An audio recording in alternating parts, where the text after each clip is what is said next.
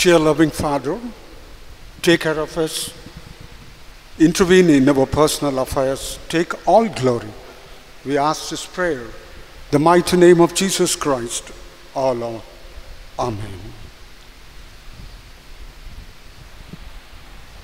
Dearly beloved brothers and sisters, greetings in the precious name of our Lord and Savior, Jesus Christ.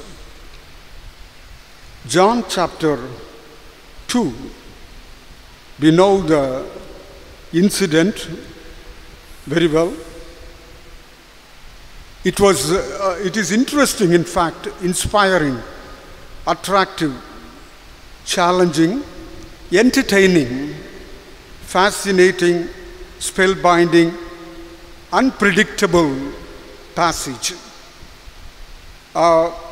Already we have meditated our messages so far with great anxiety and fear, keeping in mind the cruel and unexpected, tragic, dreadful, sorrowful turning points which so far led our near and dear even to the point of death. So usually pastors and preachers think that the marriage of Cana of Galilee, which takes place in the second chapter of St. John 1-11, verses 1-11, meant and told for marriage programs only to be preached, but in reality, it's a most inspiring, invigorating, hair-raising, and exhilarating experience. While we raise relevant, practical, contextual, and intelligent questions, first three verses, in the second chapter of St. John, let me read. And it came to pass in those days that a decree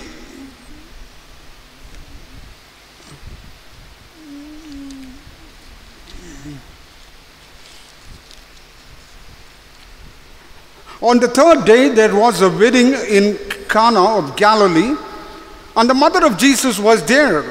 Now both Jesus and his disciples were invited to the wedding.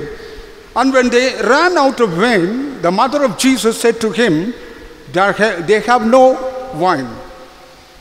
And in this particular passage and incident, it's very interesting if we go deeper. Mary was an ordinary person from a village background. She is not highly educated. She is not highly talented. She is not an extremely a person with greater amount of background. But here, what's happening in the first three verses, we understand that there was a marriage in Cana. Definitely it could be the VIP's marriage. The first verse says Mary was with them. So that particular family people could be a close associate of Mary, the mother of Jesus. Jesus and his disciples were being called or invited, almost a VIP's marriage it was. In the third verse, the wine exhausted, ran out. Perfect shortage of wine. So this is the context. Extremely wonderful context it was. It is not meant merely for marriage functions. It is the passage which can bring extraordinary things for each and every one of us to be revived, to be entertained spiritually, and to go through the blessings of the Almighty God. The wine exhausted.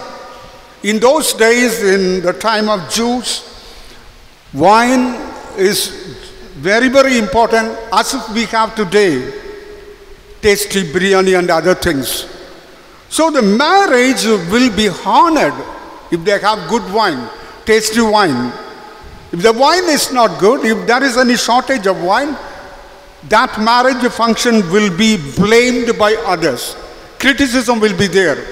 So in that particular context, the wine was the standard of taste, and the wine had to bring a very great honor to this particular marriage house. Casually and compactly, reasonably, she could have gone to the governor of the feast or even the master of the feast. To say more exactly, the man who is responsible for the feast. But Mary went to Jesus, and you should see that as a prayer also. And what it says, and Mary says only the need of the moment. She doesn't speak this and that. There is no wine at all. And Jesus immediately says in the 4th verse, he says, my time has not yet come. What is the connection between you and me? You don't disturb me. In that sense, Jesus is telling this. My time has not yet come. So we raise questions, as I have already told, and we can see very interesting impact or very interesting things we can find out from this particular passage. And Jesus is telling, my time has not yet come. Is he going to do this miracle tomorrow or after 1 hour, half an hour? Not like that. Immediately he had to do that miracle. Apart from that, it was a prestige issue even to Jesus, because he was the very important person in that marriage. So Mary, instead of telling this matter to the master of the feast or the governor of the feast, she came and told Jesus, no wine at all. She never told Jesus to do this and that. Here you must see the interesting, intelligent approach of Mary, the mother of Jesus. Very intelligently. We may have to think that she is from a village background, doesn't have much education, and doesn't have much greater background. But she very intelligently approaching Jesus and saying only the point. While we pray also, we have to say what is the real need. Not with more words, our prayer cannot be answered. So in that way, Mary is asking, telling Jesus, there is no wine at all. But Jesus says, my time has not yet come. So very plainly, casually, honestly speaking. And what Jesus is telling, we cannot understand. And Mary has understood. She is an intelligent person, committed person, and she was a holy person, and she obtained grace from the Almighty God. And these are all the things which Mary had to her advantage. And what Jesus is telling, my time has not yet come. Don't disturb me. What is the connection between you and me? Jesus Christ is talking as if a third person is talking. But Mary was polite, Mary was patient, and gently moving to the servants. And what she says, do what he says. And in the 4th verse, woman, what does this have to do with me? My time, hour has not yet come. Is Jesus going to perform the miracle after an hour or the next day? This is a very interesting, inspiring contrast and conflict. She was a catalyst In this place, Mary was a catalyst. She will make changes, but she will not change. Only because of Mary, this miracle had to take place.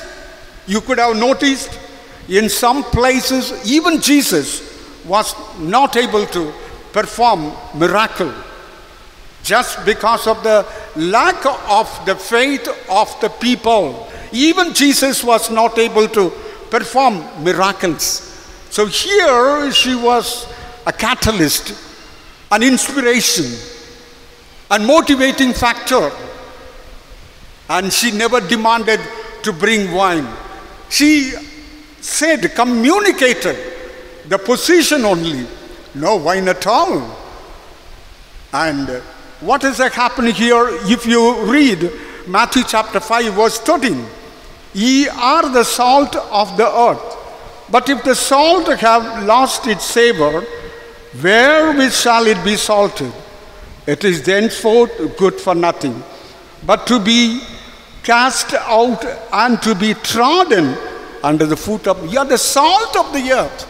So that, to this particular verse, Mary, the mother of Jesus, is dramatizing very practically, very intelligently. I should say intelligently. That intelligence God gives, even Jesus gives, Father gives. So very intelligently she is acting. And she came to the servants in the 5th verse and asking them, do what he says. What a great commitment it was. After this 5th verse, she was not in the scene. She was not in the area. She was not in the verse. She has gone, flown somewhere. She has hidden herself and to glorify God's name in order to perform a miracle in that particular marriage house.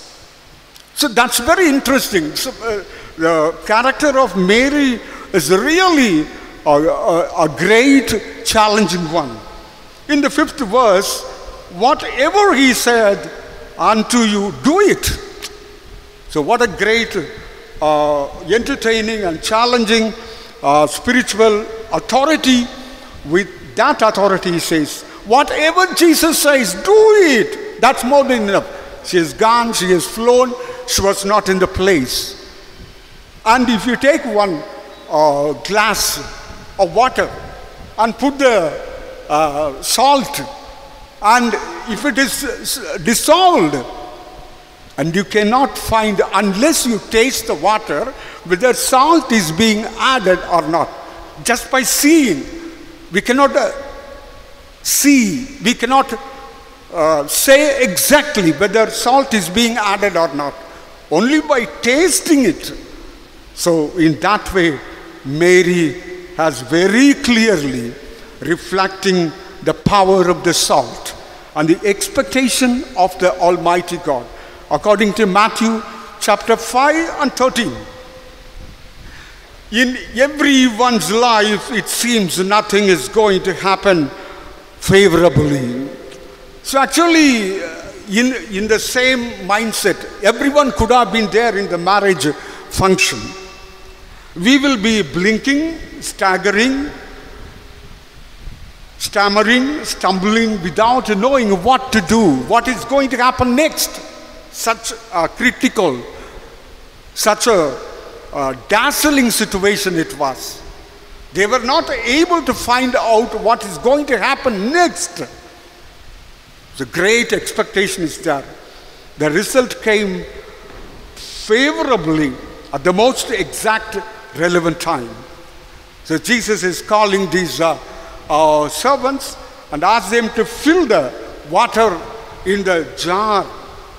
And they have filled the water. And finally, the water turned to be wine. And Jesus is asking, go to the master of the ceremony or the governor of the feast and tell them that there is wine. And the Psalm 11th Psalm at the end of the 4th verse and the beginning of the 5th verse, it says very clearly, his eyes behold his eyelids, try the children of men. The Lord trieth the righteous. So God's business is to try people in a challenging way. God's plan to test the people in a challenging way. For example, Abraham was at the age of 99 and he was given his son at the age of 100. And he's enjoying that son is speaking, dancing, and enjoying so many things, seeing Isaac almost nearly at the age of 14. Very good grown-up boy. But God is telling, you just sacrifice your son. You just sacrifice your son in the place where I am mentioning. See the test of Abraham. At an incredible age of 100, he was given Isaac. Almost at 114, he asked him to sacrifice for God his only beloved son, Isaac. See, God can test to any level. But its end is the glorious end. Its end is the most powerful end. In the end is the most victorious end. So that's very important. Likewise, in this particular incident, Mary's effort is so appreciable, admirable, amazing. She acted as if she was highly educated and psychologically communicating things to Jesus, for whom the miracle was performed. Very importantly, why? Do you know the reason why this first miracle has happened in Cana? Can anyone say the answer? Why Jesus is performing the first miracle at Cana? If you read the 11th verse of the 2nd chapter of St. John, this beginning of signs Jesus did in Cana of Galilee and manifested his glory, and his disciples believed in him. So it was performed keeping in mind the disciples. The reason is because 3.5 years they are going to be with Jesus. They have got to be developed, improved, inspired in the life of faith. Unless they see miracles, unless they see wonderful things, unless they do the greater things of the Jesus, they cannot believe very easily. And that is why the first miracle has happened, keeping in mind the disciples, and manifested his glory, and his disciples believed in him. Though this particular miracle inspired all the 12 disciples. All the 12 disciples were being amazed, astonished. They were all watching this miracle in an amazing manner. And the water turned to be the wine. Yeah, here it's so interesting to look at. 7th verse, let me read. Jesus said to them, fill the pots with water, and they filled them up to the brim. And he said to them, draw some out now and take it to the master of the feast. And they took it. When the master of the feast had tasted the water that was made wine, and did not know where it came from, but the servants who had drawn the water knew, the master of the feast called the bridegroom. He came to the bridegroom. He will be on the chamber with his wife, newly wedded wife, and he is going to disturb them. The taste of the wine has made him to disturb the bridegroom. from where you took this wine? It's so tasty, so wonderful. Where did you keep it so far? Usually people may have to give good wine in the beginning, but you are giving the good wine at the end. How it came, he was astonished. Jesus can do anything like this. The only thing, and Mary was the instrument. You must know that. We need to have some inspiration to undertake the power of God, to release the power of God in your life. You should have your own commitment. You should have own prayer life. You should have own life with greater amount of faith. The faith must release miracles from the hands of God.